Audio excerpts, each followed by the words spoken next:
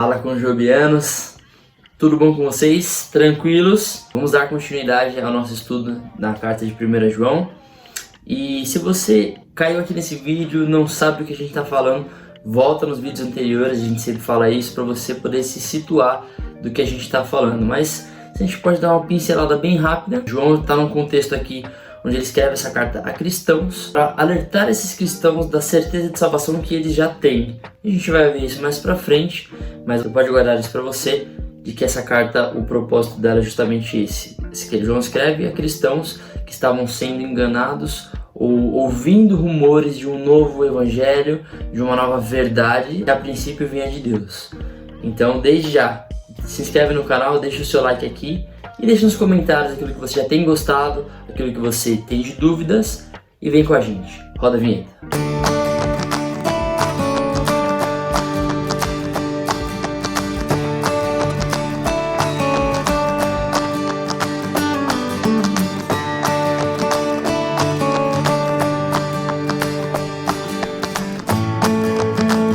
Então vamos dar continuidade agora ao capítulo 4, né, de 1 João. E, bom, se você não sabe ainda tudo sobre o método indutivo, dá uma olhada no perfil do Instagram, vou deixar aqui embaixo o Instagram da Conjob, dá uma olhada nos destaques que lá tem certinho especificado. Esse aqui a gente faz no vídeo o passo 2, que é a parte interpretativa, mas tem os outros passos para você analisar o texto e tirar suas próprias conclusões. Inclusive, nos próximos vídeos a gente vai ver um pouquinho mais sobre isso, e o último vídeo dessa série será justamente essa parte conclusiva. Então, vem com a gente. João começa então no versículo 1.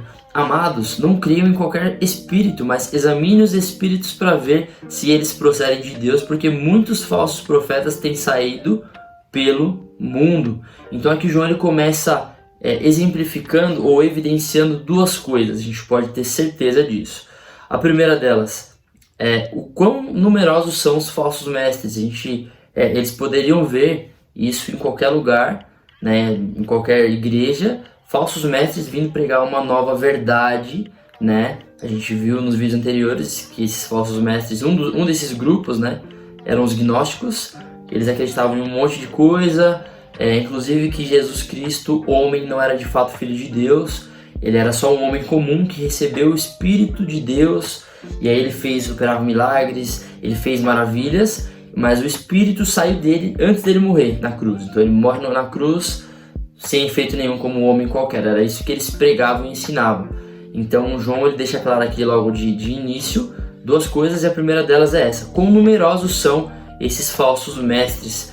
Ele vai dizer que muitos falsos profetas têm saído pelo mundo. Então são muitos que saem por aí pregando. A gente vê isso até os dias de hoje, como são numerosos os falsos mestres que se levantam para pregar sobre um ensinamento que vem de Deus e que na verdade a gente sabe que não é. E um segundo ponto: existe uma forma da gente identificar esses espíritos que não provêm de Deus, mas são espíritos anticristos, e João vai falar isso agora no versículo 2. Ele fala assim: vocês podem reconhecer o Espírito de Deus deste modo: todo espírito que confessa que Jesus Cristo veio em carne procede de Deus. No versículo 3, mas todo espírito que não confessa Jesus não procede de Deus. Esse é o espírito do anticristo, acerca do qual vocês ouviram que está vindo e agora já está no mundo. E aqui ele deixa bem claro, né, bem nítido, que esse espírito do anticristo, ou seja, de enganar, de propagar um evangelho mentiroso, de propagar uma verdade nova, né, que eles eram coisas que estavam confundindo a cabeça daqueles cristãos, a ponto de João ter que escrever para eles, para falar: olha, estou escrevendo para vocês porque, sendo salvos, vocês já têm em Cristo Jesus e por Jesus essa certeza de salvação, e isso já basta, né? São muitos os falsos mestres que estão pregando mentiras por aí, e esse espírito de anticristo já está no mundo. E imagina só, se João falou isso há tanto tempo atrás, hoje então nem se fala, né? Esse espírito de desordem, esse espírito de baderna, de pregar mentira, ensinar coisas falsas, coisas que não estão na Bíblia, já vem de muito tempo. E João vai dizer que esses são espíritos malignos, espíritos do anticristo. E ele continua no versículo 4, filhinhos, de uma forma bem amorosa, bem acolhedora. Fala, olha, estou falando para vocês, meus filhos, ouçam o que eu estou dizendo, filhinhos, de uma forma bem carinhosa. Vocês são de Deus e os venceram, os falsos mestres. Vocês já venceram os falsos mestres. Eu estou escrevendo para vocês porque vocês já venceram os falsos mestres. Porque aquele que está em vocês é maior do que aquele que está no mundo. E aí é um versículo tão conhecido, né? Aquele que está em vocês é muito maior do que aqueles espíritos, né, que estão no mundo. A força de Deus é muito maior, a força do Espírito Santo é muito maior. E aqui ele faz um contraste entre o poder do Espírito Santo que habita no salvo e a falta desse poder, ou a falta do conhecimento de Deus na vida do ímpio, na vida daquele que não é salvo, ou na vida daquele que prega mentiras. João vai falar, olha, vocês que conhecem a verdade já venceram esses camaradas que estão pregando mentiras por aí. Porque vocês conhecem a verdade e essa verdade não somente liberta vocês, mas dá confiança para vocês. Essa verdade dá segurança, vocês estão seguros dentro dessa verdade. Porque de fato Jesus Cristo é Filho de Deus. Versículo 5 ele continua, eles vêm do mundo, por isso o que falam procede do mundo e o mundo os ouve. Nós viemos de Deus, versículo 6, e todo aquele que conhece a Deus nos ouve, mas quem não vem de Deus não nos ouve. Dessa forma reconhecemos o espírito da verdade e o espírito do erro. Então ele faz esse contraste entre espírito da verdade e espírito do erro. O espírito de Deus que nos leva ao arrependimento, o Espírito de Deus que nos dá essa confiança, essa segurança na promessa de que Deus fez, de que somos selados ao momento que aceitamos Jesus como nosso Senhor e Salvador, somos selados com a vinda do Espírito Santo habitando em nós, frente a esse espírito do erro que leva as pessoas ao engano, que leva as pessoas a pregarem mentiras, que afirmam, né, que Jesus não era Filho de Deus, que o Jesus histórico, que nasceu em Belém, que cresceu, né, que foi batizado, esse Jesus histórico não é Filho de Deus. É isso que esses gnósticos pregavam, esses falsos mestres estavam ensinando. Hoje a gente vê coisas até muito piores, né, como corrigir a Bíblia e por aí vai, mas se a gente pode tirar uma aplicação prática, a gente vai ver isso no quinto vídeo dessa série, mas tomando até como spoiler para você, mas se a gente pode tirar uma aplicação prática disso, fique esperto, fique ligado nessas coisas, porque existe uma forma de diferenciar tudo aquilo que não vem da palavra de Deus, todo aquele que se levanta para pregar um evangelho verdadeiro, que não é bíblico, que não está na Bíblia, que não foi Deus quem disse, não é de Deus, não é um espírito que provém de Deus. É basicamente essa diferença notória que João vai dizer, olha, é possível você identificar se você fizer isso, se você observar isso, se você analisar dessa forma. Então, fique esperto. Versículo 7, ele continua. Amados, amemos uns aos outros, pois o amor procede de Deus. Aquele que ama é nascido de Deus e conhece a Deus. Versículo 8, quem não ama não conhece a Deus, porque Deus é amor. E aí ele continua no versículo 9 de uma forma muito, muito bonita, inclusive até o versículo 11. Foi assim que Deus manifestou o seu amor entre nós. Enviou o seu Filho unigênito ao mundo para que pudéssemos viver por meio dele. João está basicamente reforçando a segurança que eles têm. E aqui é impossível a gente analisar o que João diz sem identificar uma forma de evangelismo, porque ele vai dizer que a manifestação do amor de Deus é o que nos deixa vivos, é o que nos dá vida. Ele vai falar o seu Filho unigênito ao mundo, ou seja, que Deus enviou o seu Filho unigênito para que pudéssemos, por meio dele, do sacrifício dele, da morte dele, pelas suas pisaduras fomos sarados. Basicamente, eu estou falando, olha, nós podemos viver hoje, nós podemos ter essa segurança hoje, porque Deus se manifestou aqui para nós seres humanos, nos demonstrando seu amor pelo seu Filho, pela morte do seu Filho. E aí no versículo 10 ele continua, nisto consiste o amor, não em que nós não tenhamos amado a Deus, mas em que Ele nos amou e enviou seu Filho como propiciação pelos nossos pecados, para pagar dívida. É Jesus quem pagou a dívida por nós. Nós seres humanos não temos a menor capacidade de fazer isso. Então Deus ele se manifestou através do seu Filho Jesus, da pessoa de Jesus. Então ele se fez propiciação, ele pagou por nossos pecados. Ele no versículo 11 ele finaliza, né? Amados, visto que Deus assim nos amou, nós também devemos amar uns aos outros. e ele deixa nítido. Ele vem, na verdade, trabalhando desde o começo da carta essa questão de relacionamento entre irmãos em Cristo. Eu não posso dizer que amo a Deus e simplesmente escolher não amar o meu irmão. João vai dizer que eu sou mentiroso se eu faço isso. E no caso desses cristãos, ele vai dizer que eles são mentirosos se eles vivem dessa forma. Dizerem que amam a Deus e não demonstrarem isso pelo amor que sente pelo próximo, pelo seu irmão em Cristo, João vai falar que eles são mentirosos. No versículo 12, ele continua: ninguém jamais viu a Deus. Se nos amarmos uns aos outros, Deus permanece em nós e o seu amor está aperfeiçoado em nós. João ele afirma que quando amamos, revelamos que de fato somos de Deus, salvos por Jesus. E isso serve como evidência de que o seu Santo Espírito está em nós, habita em nós. Como é que a gente sabe se uma pessoa é salva? A Bíblia vai dizer que pelos frutos nós conhecemos a árvore. E uma grande evidência, né, João está dizendo aqui, que é o amor pelo meu irmão em Cristo, principalmente. O amor pelo meu próximo, mas nesse contexto, escrevendo uma carta a cristãos, uma coisa mais potencializada, que é o amor entre irmãos em Cristo. Eu não posso dizer que eu amo a Deus e odiar o meu irmão em Cristo. Eu não posso dizer que eu amo a Deus e simplesmente negligenciar ou deixar de amar o meu irmão em Cristo. Eu sou mentiroso se eu faço isso, é o que o João diz. Sabemos que permanecemos nele, versículo 13, e ele em nós, porque ele nos deu o seu Santo Espírito. 14. E vimos e testemunhamos que o Pai enviou seu Filho para ser o Salvador do mundo. Então ele bate de novo nessa tecla que Jesus foi enviado por Deus. Jesus é o Filho de Deus e foi enviado por Deus Pai para salvar pessoas, para ser o Salvador do mundo. Ao contrário do que os gnósticos pregavam, como a gente mencionou agora há pouco, que Jesus não era Filho de Deus de coisa nenhuma.